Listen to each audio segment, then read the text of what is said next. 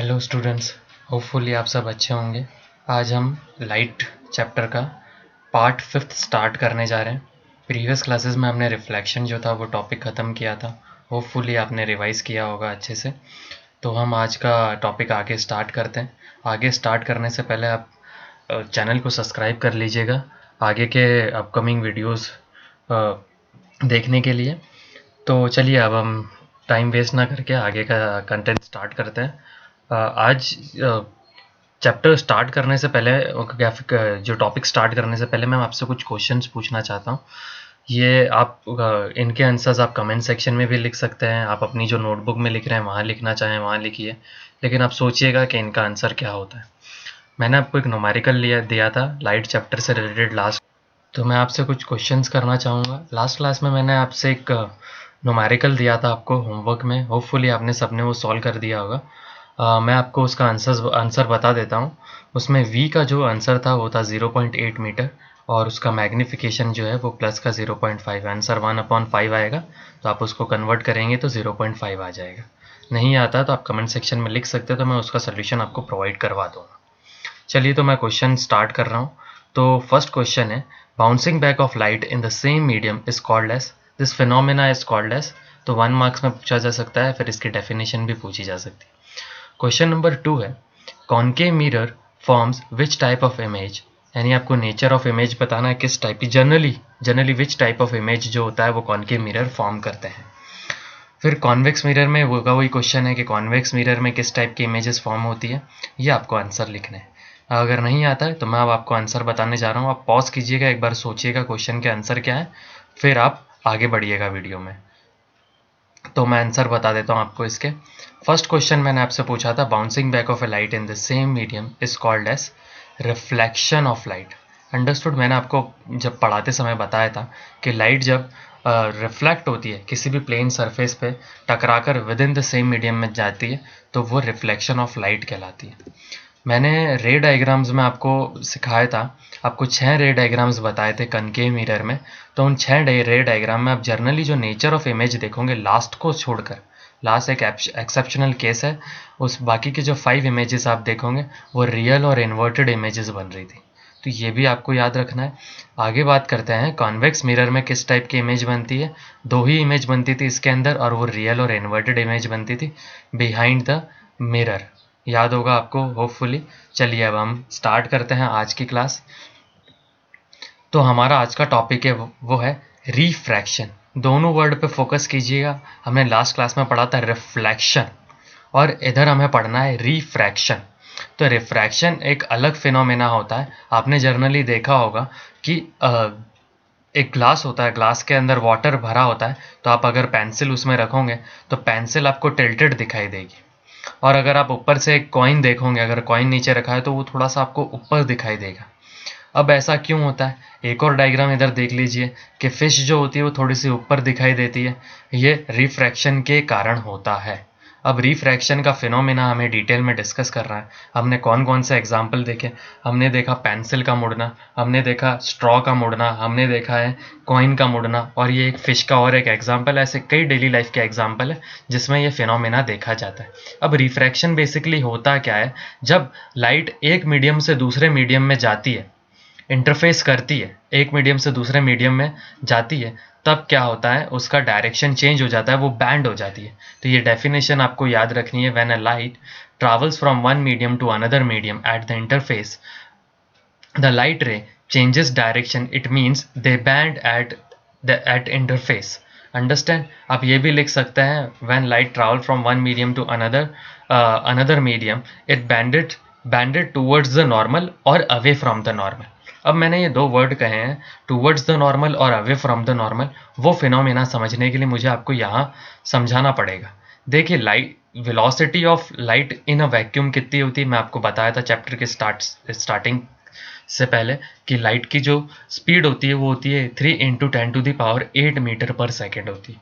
जब लाइट एक मीडियम से दूसरे मीडियम में जाती है तब क्या होता है कि उसकी लाइट की जो वेलोसिटी होती है वो कम हो जाती है। अब बात करते हैं कम क्यों हो जाती है। देखिए, आप अगर ऊपर का आप मीडियम देखोगे, इस मीडियम 1 को, ऊपर वाला जो मीडियम होता है इसको कहते हैं रेयरर मीडियम। अंडरस्टूड। नाम वर्ड याद रखना आप इसे, ऊपर वाले मीडियम को रेयरर मीडियम कहते हैं, जहाँ ये कर्सर घूम रहा है इस जगह को, और नीचे वाला जो मीडियम है, जो भारी मीडियम है, उसे डेंसर मीडियम कहा जाता है। जनरली आपको याद रखना है, भारी जो मीडियम होता है उसे डेंसर मीडियम कहा जाता है। जब लाइट जो है फ्रीली मूव कर रही है, यहाँ से एयर में मूव कर रही है, लेट से एग्जांपल, और नीचे है वाटर। जब एयर से वाटर के अंदर लाइट आती है तो वेलोसिटी ऑफ लाइट जो होती है वो डिक्रीज हो जाती है, क्योंकि नीचे जो मीडियम 2 जो है डेंसर मीडियम है, वो भारी मीडियम है, उसमें स्पीड ऑफ लाइट कम होने के कारण वो बैंड हो जाती है टूवर्ड्स द नॉर्मल। और जहाँ ये डॉट करके आगे एक्सटेंड होगा, यहाँ डॉटेड इमेजेस जो यहाँ एक्सटेंड होगी, ये डॉटेड इमेज जहाँ जो बन रही है यहाँ एक्सटेंड होगी, वहाँ हमें आगे की तरफ वो इमेज दिखाई देगी। तो आपको ये फिनोमेना याद रखना है, जो भारी मीडियम होता है उसमें जब लाइट आती है तो वो टूवर्ड्स द नॉर्मल बैंड हो जाती है, और जब यहाँ डेंसर मीडियम से जब लाइट रेयरर मीडियम में जाती है तो away from the normal word याद रखना है, ये बैंड होती है। अंडरस्टूड। यहाँ तक आप समझ गए होंगे। मैं वापस बता देता हूँ कैसे समझना है आपको। रेयरर से डेंसर में जा रही है, रेयरर से डेंसर में जा रही है तो टूवर्ड्स द नॉर्मल, और डेंसर से रेयरर में जा रही है तो अवे फ्रॉम द नॉर्मल। बस इतना कॉन्सेप्ट आपको याद रखना है। होपफुली आपको समझ में आ गया होगा। अब आपको लॉ ऑफ रिफ्रैक्शन पढ़ना है। जैसे हमने लॉ ऑफ रिफ्लेक्शन पढ़ा था, कुछ उसी तरीके से लॉ ऑफ रिफ्रैक्शन पढ़ना है। देखिए, जब भी ये एग्जाम में क्वेश्चन आएगा तो आपको एक प्रॉपर ये डायग्राम बनाना है। ये डायग्राम जो है ये ग्लास स्लैब का डायग्राम है, कांच का स्लैब है एक, जिसमें समझाने के लिए बताया गया है कि जब क्या होता है, जब लाइट रेयरर मीडियम से डेंसर मीडियम में आती है, ग्लास में रेयरर मीडियम से डेंसर मीडियम में आती है, तब क्या होता है, वो टूवर्ड्स द नॉर्मल बैंड होगी। देखिए आप इसमें कि टूवर्ड्स द नॉर्मल बैंड हो रही है, और दो एंगल बन रहे हैं इसमें, एक एंगल ऑफ इंसिडेंट बन रहा है और एक एंगल ऑफ रिफ्रैक्शन बन रहा है, जैसा हमारा वहाँ पे लॉ ऑफ रिफ्लेक्शन में बन रहा था, कुछ उसी तरीके से। अब जब लाइट रिफ्रैक्टेड रे, देखिए आप इधर, रिफ्रैक्टेड रे जब आगे की तरफ जाएगी, जब रिफ्रैक्टेड रे आगे की तरफ जाएगी तो आप नोटिस करोगे कि वो कहाँ से, डेंसर मीडियम से रेयरर मीडियम में जा रही है। ये रेयरर मीडियम है, ये डेंसर मीडियम है। अब लाइट किस जगह पर है, डेंसर मीडियम में। अब डेंसर मीडियम से रेयरर मीडियम में जा रही है, तो डेंसर मीडियम से रेयरर मीडियम में जा रही, तब मैंने आपको क्या बताया था, ये नॉर्मल है। देखिए, ये नॉर्मल से कहाँ जाएगी, अवे हो जाएगी, अवे फ्रॉम द नॉर्मल। तीन चीज़ें आपको याद रखनी है, इंसिडेंट रे, नॉर्मल रिफ्रैक्टेड रे, इंसिडेंट रे और एंगल ऑफ रिफ्रैक्शन। यहाँ पर ये देखिए, angle of incident, angle of refraction, वापस यहाँ पर वो का वही एंगल्स बनेंगे और ये अवे फ्रॉम द नॉर्मल जाएगी। देखिए, और यहाँ से डॉट डॉट करके आप इसको एक्सटेंड कर भी सकते हैं। ये दोनों लाइनें एक दूसरे के पैरेलल होगी। बुक में ये डायग्राम बहुत अच्छे से दे रखा है। पहले जब भी एग्जाम में क्वेश्चन आएगा तो आपको ये डायग्राम ड्रॉ करना है, उसके बाद आपको लॉ लिखनी है। लॉ क्या है, देखिए, लॉ दो पॉइंट में डिवाइडेड है। जैसे लॉ ऑफ हमारी जो लॉ ऑफ रिफ्लेक्शन थी वो भी दो पॉइंट्स में डिवाइडेड थी, वैसे ही लॉ ऑफ रिफ्रैक्शन जो है वो भी दो पॉइंट में डिवाइडेड है। क्या है वो पॉइंट, दी पहला जो पॉइंट है उसका, रिफ्लेक्शन का, लॉ ऑफ रिफ्लेक्शन का सेम टू सेम वैसा का वैसा ये फर्स्ट पॉइंट भी है। पहला पॉइंट क्या कहता है, the incident ray, refracted ray and normal lies on the same plane. देखिए, सेम प्लेन का मतलब है कि उसी प्लेन में जा रहा है, ऐसा नहीं है कि प्लेन चेंज हो जा रहा है। अंडरस्टैंड, प्लेन जो होगा वो चेंज नहीं होगा। आप जस्ट ऐसे इमेजिन कीजिए कि एक एक्स एक्सिस है और एक वाई एक्सिस है, ऐसा नहीं कि वो जेड एक्सिस में चला जाएगा। अंडरस्टूड, इस चीज़ को थोड़ा सा आपको समझना होगा। पहला पॉइंट वही का वही था, तो इधर भी वो का वही है। उधर वहाँ तो within the same medium आ रहा था, यहाँ विद इन सेम मीडियम नहीं लिखना है आपको, ये केयरफुली ध्यान रखना है। और इसका सेकंड पॉइंट क्या है, इसका सेकंड पॉइंट है the ratio of sine of i and sine of r is constant. Understood, angle of sine i और एंगल ऑफ साइन आर भी लिख सकते हैं, और sine i and sine r लिखेंगे तब भी चलेगा। अब इसको किस तरीके से लर्न करना है आपको, देखिए, आपको उससे डेफिनेशन नहीं लर्न करनी, ये पॉइंट याद रखना है। Sine i upon sine r या इज इक्वल्स टू कॉन्स्टेंट। और इसको अगर मुझे इंग्लिश में लिखना हो तो किस तरीके से लिखूंगा मैं, angle of sine i, the ratio of angle of a sine i and angle of sine of r is constant. इसको इस तरीके से आपको इंग्लिश में लिखना है। अंडरस्टैंड। अब आगे बात करते हैं कि इसी लॉ को ये जो सेकंड पॉइंट है इसे स्नेल्स लॉ कहा जाता है। ये पॉइंट इंपॉर्टेंट है, एग्जाम में डायरेक्ट क्वेश्चन पूछा जा सकता है कि स्नेल्स लॉ क्या होता है, तो आपको ये लिखना पड़ेगा। थोड़ा सा डेफिनेशन लिख दीजिएगा और फिर ये पॉइंट लिख दीजिएगा तो आपका काम हो जाएगा। और it is called relative refraction of medium 2 to medium 1। Second medium और सेकंड मीडियम फर्स्ट मीडियम का जो है ये रिलेटिव रिफ्रैक्शन है। किससे रिलेशन किया जा रहा है? सेकंड मीडियम से और फर्स्ट मीडियम से रिलेशन किया जाएगा। इसलिए इसको कैसे लिखेंगे? इसको लिखेंगे म्यू 2 टू 1। 1 टू 2 नहीं लिखना है, ये आपको न्यूमेरिकल में काम आएगा। 1 टू 2 लिखते हैं बच्चे, वो गलत हो जाएगा आपको। तो ये याद रखना है, मीडियम 2 टू 1 को किस तरीके से रिप्रेजेंट किया जाता है? म्यू 2 टू 1 से रिप्रेजेंट किया जाता है। अंडरस्टैंड? इसको रिफ्रैक्टिव इंडेक्स कहते हैं। और ये जो रिफ्रैक्टिव इंडेक्स है ये इसका जो फॉर्मूला है 2 to 1 is equals to velocity of a light in air upon velocity of a light in other medium. जैसे कि इस डायग्राम में देख रहे होंगे तो ऊपर क्या आ जाएगा? वेलोसिटी कितनी है एयर में और वेलोसिटी मीडियम में कितनी है, तो उसको किस तरीके से लिखेंगे? 2 टू 1 और v1 अपॉन v2 लिखना है। अंडरस्टैंड? v2 अपॉन v1 नहीं लिखना है म्यू को देखकर। अंडरस्टैंड? यहाँ तक समझ में आ जाना चाहिए। वैसा का वैसा एक और फॉर्मूला है, अगर वाटर रिस्पेक्ट टू एयर अगर आपको देखना है तो एयर ऊपर आएगा और वेलोसिटी ऑफ वाटर जो होगी वो नीचे आएगी, va upon vw।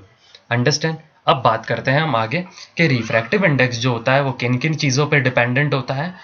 Refractive index जो होता है वो नेचर ऑफ मीडियम पे डिपेंड करता है। देखिए, अगर मीडियम चेंज हो जाएगा तो रिफ्रैक्टिव इंडेक्स भी चेंज हो जाएगा। देखिए, वैक्यूम में इसकी वैल्यू 1 आती है, एयर में इसकी वैल्यू 1.003 आती है, वाटर में इसकी 1.33 आती है। वैसे ही केरोसिन और ग्लास में अलग अलग है। ये आपको लर्न नहीं करना है, लर्न हो जाए तो फार बेटर है, आगे आपके फ्यूचर में काम आएगा। और दूसरा ये किस चीज़ पे डिपेंड करता है? ये डेंसिटी पे भी डिपेंडेंट करता है। किसकी डेंसिटी पे? मीडियम की डेंसिटी पे डिपेंडेंट करता है कि कितना भारी है मीडियम। अंडरस्टैंड? कितना डेंसर है मीडियम। तो आप मुझे कमेंट सेक्शन में डेंसिटी का फॉर्मूला लिख के बताएंगे, क्योंकि आप ये 9th क्लास में पढ़ के आ चुके हो इसलिए। अंडरस्टैंड? अब हम बात करते हैं कलर ऑफ लाइट पर भी डिपेंड। कलर ऑफ लाइट का मतलब है वेवलेंथ, कि वेव कितनी दूरी तक जाती है। 8th क्लास या प्रीवियस क्लासेस में आपने पढ़ा होगा कि कैसे वेव बन रही है। अगर मैं वेव का अगर एग्जांपल दूं आपको, तो अगर आपको वेवलेंथ समझ में नहीं आ रहा तो आप देखिए कि अगर आप गिटार को बजाएंगे तो गिटार की स्ट्रिंग जो है वो ज़्यादा बजेगी, और जबकि अगर 2 पर्सन है वो एक रोप को यानी रस्सी को लेकर अपोजिट साइड खड़े हैं और उसको यूं हिलाएंगे तो उसकी रस्सी की वेवलेंथ ज़्यादा होगी, ना कि गिटार की वेवलेंथ ज़्यादा होगी। तो उसी तरीके से जिस लाइट की वेवलेंथ जितनी ज़्यादा है उस पर भी ये डिपेंडेंट करती है। तो मैंने यहाँ अगला पॉइंट लिखा भी है कि refractive index of violet colour is maximum. सबसे ज़्यादा होता है वॉयलेट कलर का, क्योंकि वॉयलेट कलर की वेवलेंथ सबसे ज़्यादा होती है, क्योंकि हमारे स्काई का कलर ब्लू होने का कारण भी यही है। मैं अभी आपको बताऊंगा उसके बारे में भी। Refractive index of red colour जो होती है वो मिनिमम होती है। ये हम आप थोड़ा सा आगे अभी वीडियो में डिस्कस करेंगे। वीडियो आपको पूरा देखना है जिससे आपको अच्छा नॉलेज होगा। अगर आपको समझ नहीं आता तो आप कमेंट सेक्शन में पूछ सकते हैं। अब हम आगे बढ़ते हैं कि रिफ्रैक्शन के कुछ एग्जाम्पल्स हैं। अब आप जर्नली देखोगे कि मॉर्निंग डस्ट और ड्रॉन कहते हैं, जैसे हम मॉर्निंग के समय जब सूरज जब राइज कर रहा होता है या फिर सनसेट के टाइम पे आप देखोगे कि सन जो होता है वो थोड़ा सा हमें धुंधला दिखाई देता है। वो इसलिए दिखाई देता है, वो सन एक्चुअली वो सन नहीं होता है। जो सन होता है वो 2 मिनट्स के बाद आता है। सनराइज में और सनसेट के केस में भी ऐसा ही होता है। 2 मिनट आफ्टर और 2 मिनट बिफोर सनराइज और सनसेट।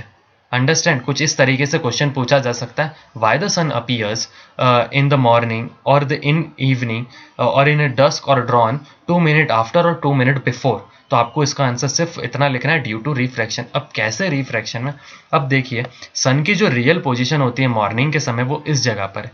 तो सन देखिए, सन रेज जो है वो हमारे एटमॉस्फेयर में आ रही है, और हमारा एटमॉस्फेयर में बहुत सारे पार्टिकल्स प्रेजेंट होती है, और स्पेस के अंदर कोई भी ऑब्स्टिकल प्रेजेंट नहीं होता सनलाइट को। जब सनलाइट अर्थ के एटमॉस्फेयर में आती है तब वो ये मीडियम जो है वो रेयरर मीडियम कहलाता है और ये मीडियम जो होता है वो डेंसर मीडियम कहलाता है। तो क्या होगा, जब लाइट रेयरर मीडियम से डेंसर मीडियम में आएगी तो कौन सा फिनोमेना कॉज होगा, रिफ्रैक्शन फिनोमेना होगा। ये नॉर्मल से कहाँ बैंड होगी, टुवर्ड्स द नॉर्मल बैंड होगी, और फिर हम इसको डॉट डॉट करके एक्सटेंड कर देंगे आगे की तरफ, डॉट डॉट करके एक्सटेंड कर देंगे, और जहां पर ये इमेज बनेगी वहां पर हमें सन दिखाई देगा। ये 2 मिनट बिफोर और 2 मिनट आफ्टर होता है। कुछ इस तरीके से क्वेश्चन पूछा जाए तो आप उसे अटेंड कर लीजिएगा। डायरेक्ट आपको थोड़ा सा उसको एक्सप्लेन करके और रिफ्रैक्शन लिखना ज़रूरी है इसमें। इसका रिफ्रैक्शन का एक और एग्जाम्पल वो है टोटल इंटरनल रिफ्लेक्शन। अब बात करते हैं टोटल इंटरनल रिफ्लेक्शन क्या होता है। देखिए, ये मीडियम वाटर है और ये एयर है। अब डेंसर से रेयरर मीडियम में लाइट जाएगी तो क्या होगा कि अवे फ्रॉम द नॉर्मल ये बैंड होगी। देखिए, away from the normal band होगी। अब मैंने क्या करा कि जो इंसिडेंट रे है उसके एंगल को थोड़ा सा बढ़ाया, मैंने टिल्ट किया, तो ये जो है आप देखेंगे कि रिफ्रैक्शन नहीं हुआ, वो स्ट्रेट लाइन यहाँ पर 90 डिग्री के एंगल से नॉर्मल से 90 डिग्री बना रहा है। तो इस एंगल को क्रिटिकल एंगल कहा जाता है। क्रिटिकल एंगल ऐसा एंगल होता है जिसके बाद रिफ्रैक्शन पॉसिबल नहीं है, वो क्रिटिकल एंगल कहलाता है। अंडरस्टैंड। अब मैं इस एंगल को, इंसिडेंट रे को और बढ़ाऊंगा, यानी इस एंगल को और बढ़ाऊंगा, तो क्या होगा, रिफ्रैक्शन नहीं होगा और वो जो लाइट है वो वापस with in the same medium अंदर आ जाएगा। अंडरस्टैंड। और ये बहुत इंपॉर्टेंट फिनोमिना है क्योंकि आज की तारीख में जो हाई इंटरनेट स्पीड है, आपने नाम सुना होगा ऑप्टिकल फाइबर का, OFC जिसे कहते हैं, जिससे हाई स्पीड इंटरनेट हमें मिलता है, उसके अंदर टोटल इंटरनल रिफ्लेक्शन का फिनोमेना ही फॉलो किया जाता है। ये कुछ टोटल इंटरनल रिफ्लेक्शन का डेफिनेशन है, तो आप इसे याद रख लीजिएगा कि फ्रॉम एन मतलब उस एंगल से क्रिटिकल एंगल के बाद जो, जिसके बाद क्रिटिकल एंगल के बाद जो with in the same medium incident ray जो है विद इन सेम मीडियम आ जाती है, वो फिनोमेना टोटल इंटरनल रिफ्लेक्शन कहलाता है। और मैंने यहाँ क्रिटिकल एंगल की भी डेफिनेशन लिख दी है, तो आप इसको समझ लीजिएगा और याद कर लीजिएगा, क्योंकि ये दोनों में से कोई डेफिनेशन पूछी जा सकती है, डिफाइन क्रिटिकल एंगल और otherwise phenomena of total internal reflection. आप एक्सप्लेनेशन के साथ ये डायग्राम भी बता सकते हैं और डेफिनेशन भी लिख सकते हैं। अब बात करते हैं अगला, एक और लास्ट इसका एग्जाम्पल है, वो है डिस्पर्जन।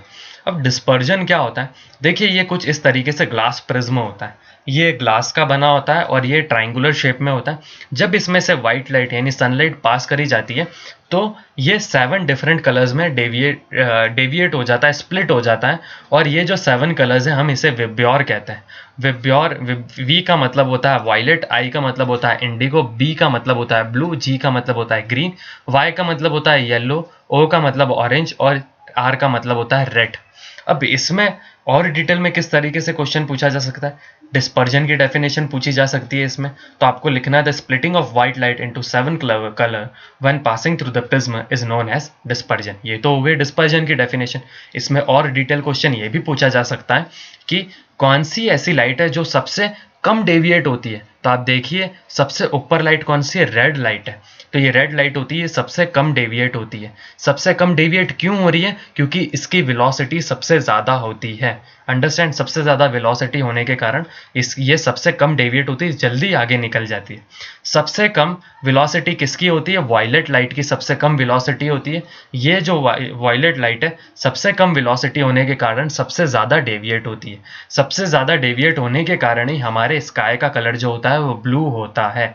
ये आप नोटिस करोगे कि स्काई का कलर अगर आपसे कोई पूछे तो क्या होता है, आप कहोगे कोई कलर नहीं होता है स्काई का। आप कोई भी प्लेनेट पे चले जाइए, आपको स्काई का कलर ब्लैक दिखेगा, आपको स्पेस में स्काई का कलर जो होगा वो ब्लैक दिखाई देगा। लेकिन अर्थ पे स्काई का कलर जो होता है वो ब्लू होता है। वो ब्लू इसलिए होता है क्योंकि सबसे ज़्यादा जब लाइट जो होती है अर्थ पर आती है तो उसके अंदर डिस्पर्जन फॉलो होता है। छोटे छोटे जो पार्टिकल्स होते हैं, माइक्रो पार्टिकल्स होते हैं, गैसियस पार्टिकल से लाइट टकराने के कारण 7 डिफरेंट कलर में डेविएट हो जाती है। और जो कलर सबसे ज़्यादा डेविएशन फॉलो करता है वो कलर हमें हमारे स्काई का दिखाई देता है।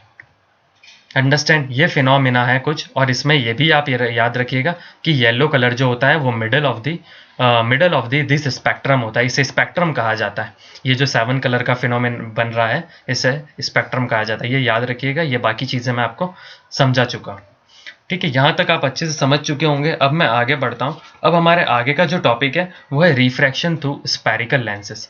ये हमारा नया टॉपिक स्टार्ट होगा। इसको मैं थोड़ा सा ही आपको समझाऊंगा, बाकी का कंटेंट जो है वो थोड़ा बड़ा है, उसको धीरे धीरे करके हम आगे समझेंगे। अब आप नोटिस करेंगे कि ट्रांसपेरेंट अगर मैं ग्लास बनाऊं, ट्रांसपेरेंट जो लाइट को आगे पीछे, मतलब लाइट जो जिसमें से इजीली ट्रैवल कर जाएगी, आगे की तरफ चली जाएगी, जैसे ग्लास होता है कुछ उस तरीके से, तो और वो किसी पर्टिकुलरली किसी एक जगह पर लाइट को फोकस करें कुछ, तो इस तरह का जो ग्लास होता है उसे स्पेक्टिकल्स कहा जाता है। जो आप देखोगे कि जनरली जिन्हें दूर का दिखाई नहीं देता, जिन्हें पास का नहीं दिखाई देता, जिन्हें दूर का और पास का दोनों नहीं दिखाई देता, वो कुछ इस टाइप के ग्लासेस पहनते हैं जिन्हें स्पेक्टिकल्स कहा जाता है। इनके अंदर लेंसेज लगा जाते हैं और इन लेंसेज के बारे में हमें डिटेल में पढ़ना है। ये लेंसेज दो तरह के होते हैं, one is the convex lens and other is the concave lens. जैसे हमने कॉनकेव मिरर और कॉन्वेक्स मिरर पढ़ा है कुछ उस तरीके से, लेकिन मैं चाहता हूं कि मिरर में आपको किस तरीके से याद रखना है। पहले हमने पढ़ा था कॉनकेव मिरर, और लेंस में हमने पढ़ा था, सॉरी मिरर में हमने पहले पढ़ा था कॉनकेव मिरर, और फिर हमने सेकंड पॉइंट पढ़ा था कॉन्वेक्स मिरर। और लेंस में मैं चाहता हूं कि आप पहले कॉन्वेक्स पढ़ें और फिर कॉनकेव पढ़ें। क्यों? क्योंकि कॉन्वेक्स लेंस जो होता है उसे इधर कन्वर्जिंग लेंस कहते हैं, जबकि मिरर में किसे कन्वर्जिंग मिरर कहा जाता था? कॉनकेव मिरर को कहा जाता था, क्योंकि वो क्या करता था, जो पैरेलल लाइट्स को फोकस की तरफ अंदर गिराता था। ठीक है, तो इस वजह से उसे कन्वर्जिंग कहा जाता था। तो इधर हम कन्वर्जिंग किसे कहेंगे? कॉन्वेक्स लेंस को, क्योंकि इधर जो पैरेलल लाइट्स होगी वो फोकस की तरफ टुवर्ड्स द रिफ्रैक्ट होगी। अंडरस्टूड? तो और ये दिखता कैसा है? कॉन्वेक्स लेंस की ये स्पेशलिटी होती है कि वो एजेस से जो होता है वो थिक होता है। जो ये एजेस होती है, कॉर्नर्स, ये जो एज दिख रही है यहाँ से थिन होता है, थिन होता है, पतला होता है, और बीच में से मोटा होता है, थिकर होता है। यहाँ तक समझ गए आप? और ये जो कॉन्वेक्स लेंसेज होते हैं ये तीन टाइप्स के होते हैं। एक तो होता है बाय कन्वेक्स लेंस, ये इस टाइप का लेंस होता है जो दोनों तरफ इसके कॉनकेव साइड्स होती है, और जबकि कॉन्वेक्स साइड्स होती है। और प्लेनो कॉन्वेक्स कैसा होता है? प्लेन कॉन्वेक्स भी कहते हैं इसे। एक साइड प्लेन होती है और नेक्स्ट साइड जो होती है वो कॉन्वेक्स साइड होती है। और कॉन्वेक्स कॉनकेव मिरर कैसा होता है? ये जिसके अंदर कॉन्वेक्स और कॉनकेव दोनों साइड्स, एक कॉन्वेक्स साइड होती है, कॉन्वेक्स साइड है, और ये कॉनकेव साइड है, दूसरी वाली जो साइड है ये कॉन्वेक्स साइड है, कॉनकेव साइड है, सॉरी। अब हम आगे बढ़ते हैं कॉनकेव लेंस में। कॉनकेव लेंस कैसा लेंस होता है? जो पैरेलल लाइट्स को डाइवर्ज करता है, दूर भेजता है, इसलिए हम इसे डाइवर्जिंग लेंस कहते हैं। और जबकि मिरर में डाइवर्जिंग किसे कहा जाता था? डाइवर्जिंग मिरर था कॉन्वेक्स। अंडरस्टूड? उल्टा है, तो थोड़ा जैसी भी आप ट्रिक बनाए, मैंने इस तरीके से लर्न कर रखा है, उसका उल्टा है यहाँ पर। तो ये किस टाइप का लेंस दिखता है? देखिए, ये एजिस से जो होता है ये थिकर होता है, मोटा होता है, और सेंटर से जो होता है थिन होता है, पतला होता है। अंडरस्टूड? और ये भी तीन टाइप्स के होते हैं। एक होता है बाय कनकेव, जिसका दोनों साइड जो होते हैं वो कनकेव साइड्स होती है।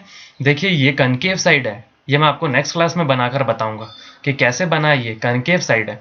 और ये एक होता है प्लेनो कनकेव, एक साइड प्लेन होती है और दूसरी साइड होती है कनकेव होती है। और लास्ट ये जो है, एक होता है कन्वेक्स और कॉनकेव, यानी जिसमें कॉन्वेक्स साइड भी है और कॉनकेव साइड भी है, वो वाला लेंस होता है, वो कॉन्वेक्स लेंस कहलाता है। Thank you for watching.